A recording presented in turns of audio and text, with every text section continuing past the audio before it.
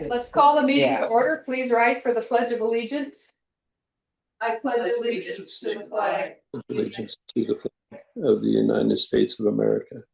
Stands one nation under God. And under God, Liberty indivisible, with liberty and justice. All right, welcome everybody. Do we have any items from the public tonight?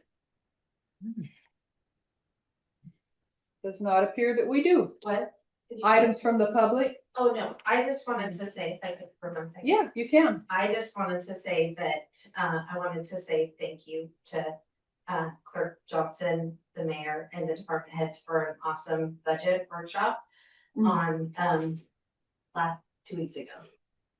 Just wanted to say thank you. Oh, That's you're awesome. welcome. Thank you. So let's move on to the approval of the agenda, the consent agenda, and the minutes for October 13th, 2025.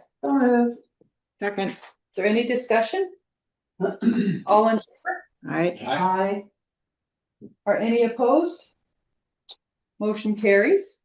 Do we have any correspondence? None. Nope. Okay. So we're going to move on to item 6, which is a public hearing for the 2026 property tax levy for the city of South Bend. And this is the annual 1% that we are allowed to do by law, and which also some grant contracts ask if we have done for some of our street projects and such. So that's what this is. So I would, I'm going to open the public hearing at 5:31 and ask if there are any comments from the public in regards to the property tax levy. And there are not. So I'm going to close the public hearing at 5:32. Okay, moving on to item 7, ordinance 1610.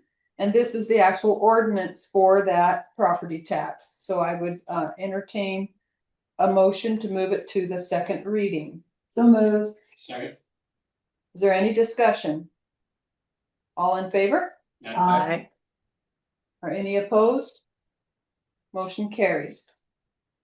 Moving on to item 8, ordinance 1607.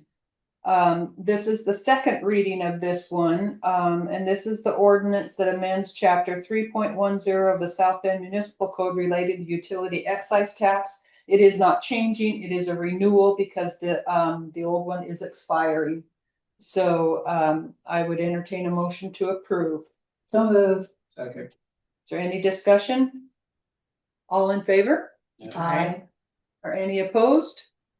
Motion carries. Moving on to item 9, ordinance 1608, and this is the first reading. And this is the ordinance for the city of South Bend amending portion of South Bend Municipal Code 13.10 sewer. And this is the 2.9% increase that we discussed at our last meeting. So I would entertain a motion to move to the second reading. So moved. Second. Is there any discussion? Yes. Okay. I asked Clerk Johnson for some statistics, and one of them was how many water billings do we have, and it's 960. Yeah. And 880 of them have sewer attached. What are the other? Why don't they all have sewer? I don't know, that's Some properties only have. some properties don't have. They have septic. Just a lot. Yeah. Oh. Or a septic. We have septic in the city of South Bend. We only have water. Okay. Yeah, so some of them will. And that we are charging to turn the water on and off. Yeah. So that we- got cleared up. We have it. Yeah, that was my mistake. I thought I was told. But my thing is when we decided to do the new sewer, the sewer that we have now, Oh, yeah. that we owe for Yeah. 30 some years on Yeah. that sewer. Yeah. It was probably everybody thought that everybody would pay the sewer charge. Yes. And I don't think that, and there was some discussion at the last meeting that people shouldn't be penalized because they've saved money and want to shut their water off and not, and pay the reduced rate while they vacation or live somewhere else. So in essence, the people that are living here are subsidizing those people. No, because those fees that they're charged when their water is turned off cover those payments for the sewer treatment plant. That's why they're set as high as they are. But if they never are turned back on, then we've lost that. Mm-mm. Well, they pay 56. They pay $56 a month, which is enough to cover what Well, our then payments are. why are we paying 146? Yeah. Because you're using it. You pay the outfall. Because they're Yeah, inactive. they're inactive. They're not using it. Well, that's like saying you They're bought a paying- car and you only drive it 8 days out of the month, so you only want to make the payment for 8 days. You don't want to pay it for the rest of the month. I just don't, we want to get the sewer paid off, and I don't think it's fair that everybody else pays $146. What they're paying for is for the operation of the plant and the use of the plant is what the extra is for. And they're the ones actually putting effluent into it. Mm. Those that have it turned off are still covering the loan payments, their portion of the loan payments, but they're not using it. So they're not paying for their effluent to go They have through the because they don't access. have any. But they have the access to it. They They could, do. they can have it on turned immediately. They come Awesome. in. Some of these Friday guys are probably counting. They come in for the weekend and they have it turned on Friday afternoon and they want it turned off Monday morning. And It's monthly. It's the ones that have it turned off for a month or more for a that month get the or more. reduced one. It's not just, you can't just, Yeah, because there's some people Yeah. that still pay a portion, but they're not hooked to the sewer. They have their own septic. And yeah, this could be because they're too far on the city limit, they're county, closer to county, maybe have their own septic system. And All the stuff overbuilt. yeah, I mean, Yeah. these guys have a possibility of getting hooked up, but they may have to pay quite a bit to get the pipes there too. So it's cheaper for them to have their own septic. well, that's not what they're talking about though. The concern is those that go away on vacation that have sewer. No, Well, it's and then- not well, the number difference that he had stated. Right, but Right. now she's talking about that they're only paying when they have it turned off because they're on vacation, only paying that $56 instead Yeah, of the they're paying- 140 some they're that everybody else is paying that is using it. The standby rate is 56, is what you read, 5608. and the. It would originally be regular saying, Jan, rate- that everybody should pay. Everybody should pay the 146 Yeah. flat rate. It's on or off, is what she's saying. Are you talking people that are even on their own septic system? No, No, not people that aren't hooked up to the sewer, we have all these empty houses. Right, but a lot of these numbers that he's talking about that are different could be somebody that has their own septic system, right? The people, well, that's why there's 880 on sewer and there's 960 on water. Right. So you are looking at 80 people, like 80 accounts that don't have It's not sewer. 80. But they're not paying the 80 sewer. accounts. But each accounts. That's what I said, 80 people. Yeah. I switched it to account. but of the 880, is it that have sewer? 960. Well, 880 for sewer. Yeah, so of those, what, The at any given time, there's cutoff how many? accounts is less than 1% of the total buildings. Yeah, I went back and we looked and it's less, since there's 960 accounts, you have anywhere from zero turn off and turn ons mhm. to 3, 4. Rarely ever does it get up to 9, which would be still less than 1% of the total accounts. So I don't know how much revenue you would generate by charging that less than 1%, the extra $50. But I mean, that's up to you guys. I just think everybody should pay the same for their access.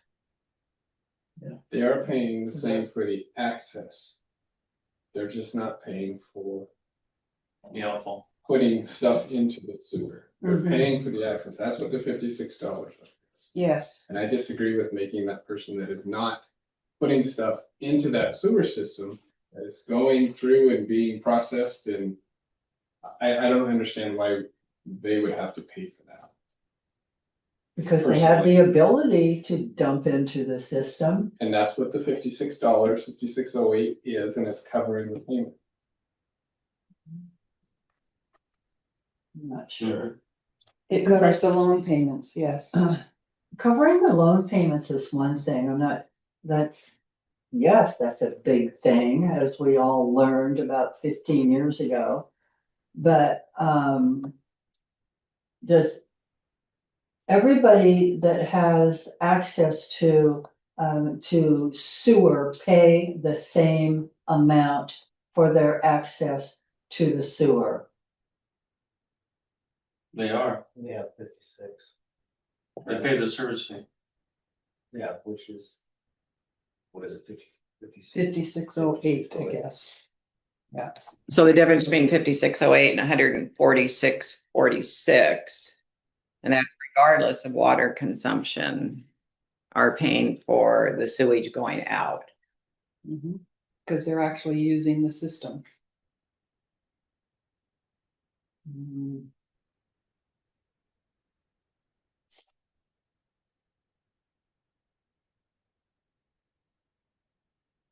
I don't want to charge people more that aren't residents all the same, but I do want them to pay the same as everybody else for their immediate access, for the privilege of immediately having access to the sewage plant.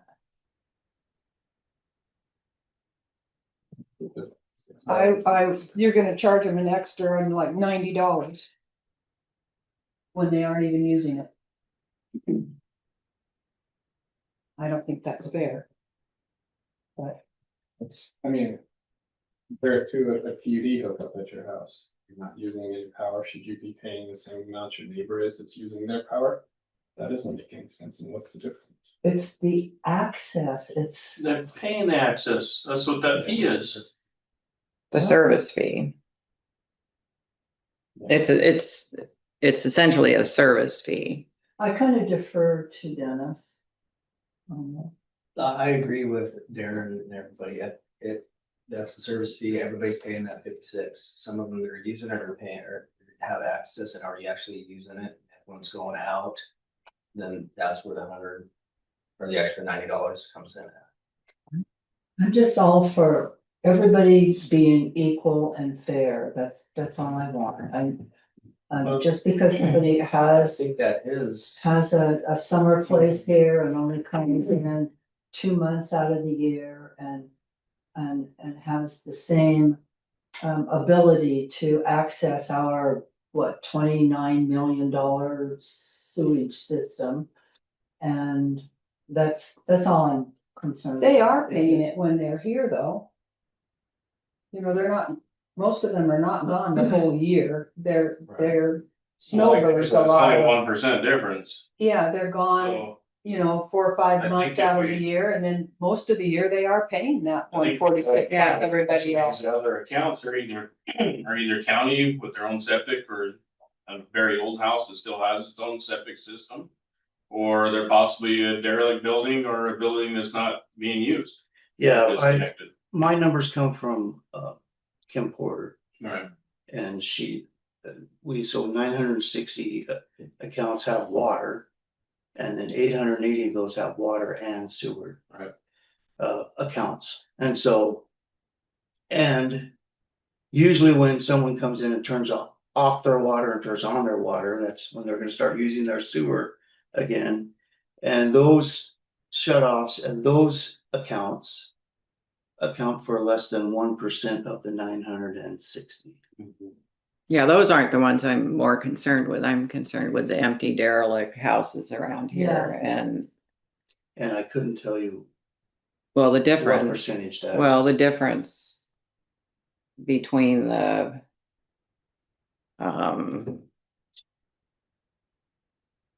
if only 1% is people coming and going, then the other people are, less less the ones that don't have I the think- sewer attached. Probably most of them are those who don't have sewer attached, I would guess. That would be my guess, but that would just be a guess. Yeah, I don't know. Yeah, so we don't know how many are septic Well, or, yeah, there's the difference between 940 and 880. well, no, some of those could be, People- Those are the bills that go out. 940 bills go out. 960, excuse me, bills go out, and 880 of those have sewer.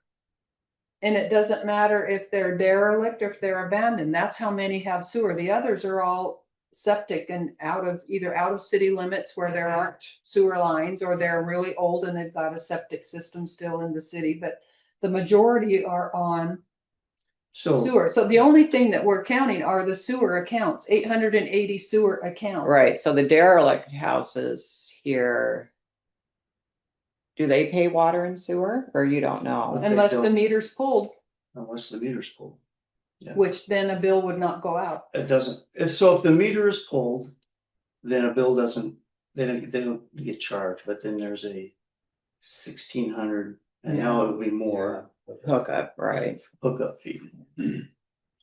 But I don't think there is that many, Luke and I were just talking, I don't think there's that many derelict homes either. That have water and Nobody's sewer. living in. Oh, that nobody's living in? Yeah. Oh. Jan, There's are you feeling that this would be a deterrent or an encouragement for people to not have a derelict home? Is that kind of what? you're Well, that's saying? part of it, yeah. Yeah. Cause what do you think there's like 10? I'd say less than 10. 10 derelict I, homes. I would say less than that Really? that are unoccupied. I mean, derelict homes, there's more than that in town. But Unoccupied homes. unoccupied, abandoned, that have no Right. water, or I would definitely say it's probably less than 10. That would be high, Okay, in my opinion. all right. And off the top of my head, I can only think of 3 right Yeah, now. me too, that's what I was. Yeah. That's 10 would be a high number. I guess they just look that way, huh? The cars never move, nothing ever We changes. see homes on the county line that probably got sewer. Got their own sewers. Yeah. And that probably accounts for at least 3/4 of those numbers. Like I say, all available. Yeah, I mean, anything up on Fifth, way up high, Yeah. anything out, Yeah, out A Street. Yeah. Over the top of that end. I mean, there's a Up lot Old of Road. county homes that are hooked to water. They got their own sewer systems. All right, yeah, I'm just making sure that, you know, we're doing the right thing. Okey dokey. All right. All those in favor of moving this to the second reading, All right, I, are any opposed? Motion carries. All right, moving on to ordinance 1609. This is amending portion of South Bend Municipal Code 13.05, and this is water. And again, the 2.9 increase, same as we did for sewer for water. So I would entertain a motion to move to the second reading. Second. Is there any discussion? All in favor? all right, Are any opposed? Motion carries. All right, now we're gonna move on to the contract approval for the South Bend Police Department with Axon Enterprise Incorporated. And Luke, I'll ask you to share a little bit before we go into this. So this is a contract, we have already had one for 5 years. We're coming up on the end of our current 5-year contract with Axon. And basically this is just a renewal. It provides us with our tasers, our body cameras, the online storage of the body camera videos, the redaction software to help our public records person take care of all of those. It's this contract It's the same as the only addition to this contract is the implementation of virtual reality training. It's something new that Axon has come out with, and we're very much looking forward to utilizing it, where we can actually do our own in-house taser and other use of force type of trainings with our taser instructor. It'll help cut costs. It'll help with our de-escalation training, which will help meet some state mandated requirements. But I'm happy to answer any questions you have if you've had time to thumb through the contract. But The other thing that you mentioned to me was that should something break down or go away, that they automatically replace it for free. so with while we're under contract with Axon, everything is covered by warranty.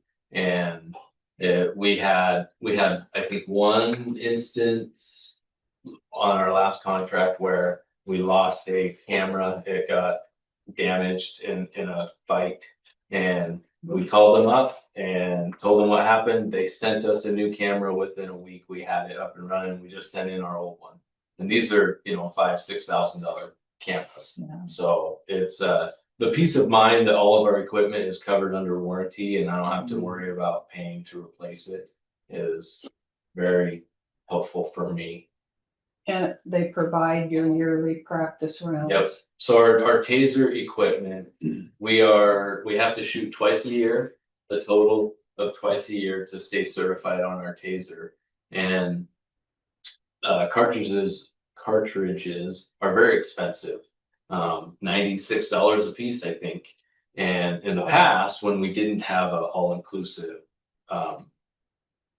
plan, we would have to pay for all of our cartridges separately. We'd have to pay for the batteries separately. And every year we were ordering more, taking inventory, and they expire. So if you don't use them, you have to get rid of them on their expiration date. But with this plan, every year, Axon sends us our entire year's supply of training cartridges and duty cartridges.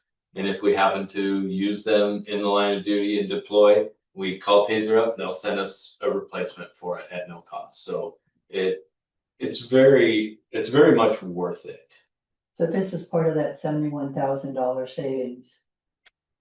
Yes, if we did not bundle it, Yeah. if we were to buy all new tasers, Yeah. all new body cameras, all of the cartridges, everything separately. Yeah. Yes, it was like 150 something thousand, I think. Cool. So it costs almost $100 when you tase somebody?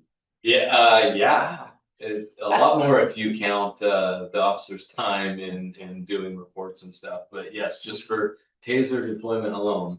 Yeah. And then on top of that, you have the body camera that's what's nice about keeping everything with Axon is our tasers talk to our body cameras and everything is in sync. We just recently last week got our body cameras in sync with our countywide computer CAD system so that now instead of the officers having to sit at the office and go through all of their videos and putting the categories and titling their videos, now it's automatically downloading that video from the cloud or from the county CAD system and pulling it right to Axon, and Axon is putting all that data together and titling and categorizing those videos for the officers.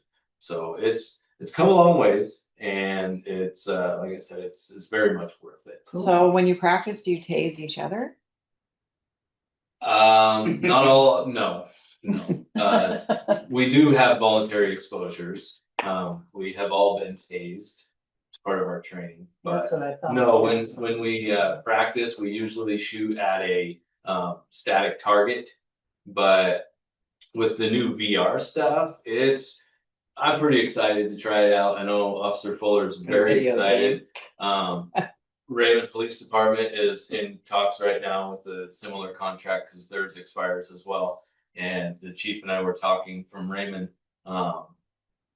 They're looking at the VR stuff, so we're going to be able to do some combined training and have 2 sets of the VR headgear and Cool. do some really neat, you can also do some lethal firearms training with this VR stuff, so we will make it available for the city council and the public to do public demonstrations. Oh, yeah. It's encouraged by Axon to share that with you folks, so you know what your police department is training and different types of scenarios, so.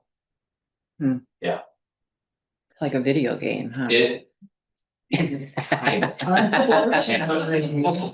Unfortunately. All right. I actually got to July to research for Taser. They had the VR there and we've spent some time on it and it is a huge improvement. Our VR time will actually go towards our yearly shooting. So we can actually just do it on there. Don't even have to use any cartridges. They do provide us with training cartridges, but the VR system is so advanced that they're allowing that to be part of your deployment for the year. So yeah, Cool.